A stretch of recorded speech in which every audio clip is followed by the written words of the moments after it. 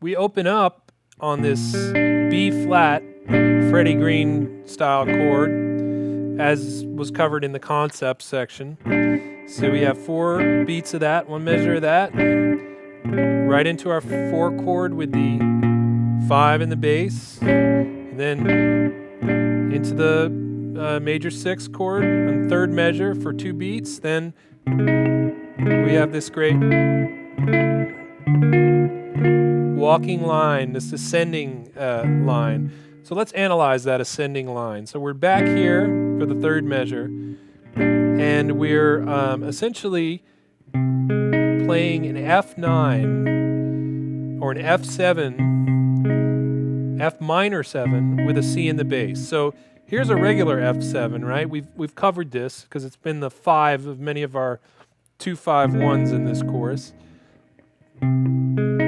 But if we flat the 3rd, we have to finger it slightly differently. So we have our ring finger on the bass note, 8th fret, our 1st finger on the flat 3, the flat 3 being on the 6th fret of the D, and the 7 on the 8th fret of the G, right? So we have this.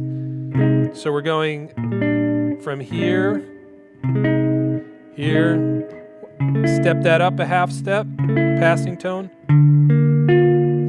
And then we have this nice, which is a classic 6th. Like a lot of our 6ths have been dominant 6, but here's a minor 6, right? With our G, if we were to do a G dominant 6, we just flat the 3rd, and we have that. So, which is very much, when we're working in these small little chord fragments, it could be another inversion of B flat, because the minor 6 is the relative minor of B flat. So it's really, it shares all the same essential chord tones.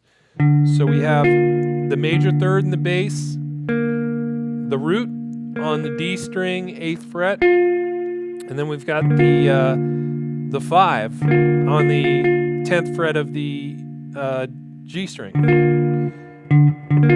So here we go. Here's that motion again.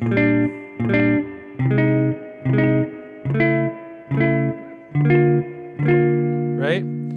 Then for our 4 chord, rather than coming back down here, which we've been doing a lot of, we recognize that we've got an E flat 7 right here, right, with our E flat 11th fret right there, and it's the same shape as our B flat 7. We're just moving it up here.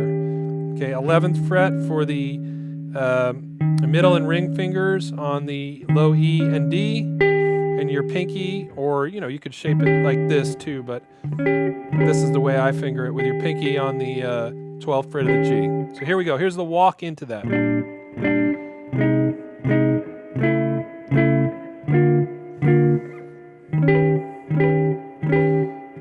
Right? 1st measure, and then here comes that flat 9 again on the 2nd measure. Right? Basically the same 7 and 3 from our E flat 7, except we're moving the bass note up a half step. Okay, so when your root note goes up a half step, you got your flat 9. Okay, flat 9, root, flat 9, root. So your flat 9 is always a half step above your tonic. Okay, so there we have that key concept. Flat 9 in the 6th measure. Then we have our walk-up transition. Okay, 7th measure, 2 beats of the major 6th. There's that minor 2, just as a substitute, helping us ascend up to that 3. Minor 3, 3, 6, 2, 5, as we covered in the concept section. And we don't do the 6 there. We go 3, and then we sub it out with a passing tone again. Just a choice. We could certainly do the 6 here, or get a dominant 6th, or flat the 9. We've covered a few of those in the concept section. So here we're choosing to go C minor 7, D minor 7, C sharp minor 7, into that 2-5-1,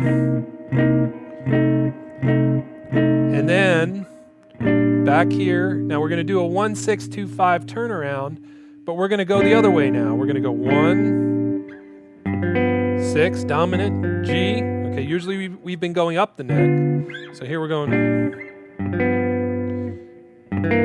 dominant 2.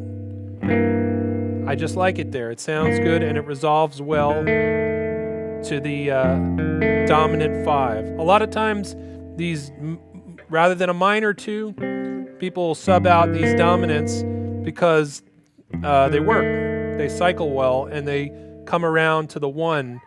So the whole thing kind of holds together. So we got, here's the 1, 6, 2 dominant, 5, 1. Okay, so just to review some key concepts, we had a nice ascending line that leads us into the 4. We covered about 12 frets of guitar with this comping style, so this should really open up the possibilities of really moving around the neck, you know, rather than staying located within a 2 to 4 fret box, you know. We covered that flat 9 again in the 6th measure. We covered the transition. And then we covered a 1, 6, 2, 5 with a dominant 2. And moving down the neck, back to the 1. So the point of this exercise is to really have some fun with it, mix and match these chords, find new places to substitute, and really, you know, deepen your understanding of these Freddie Green voicings.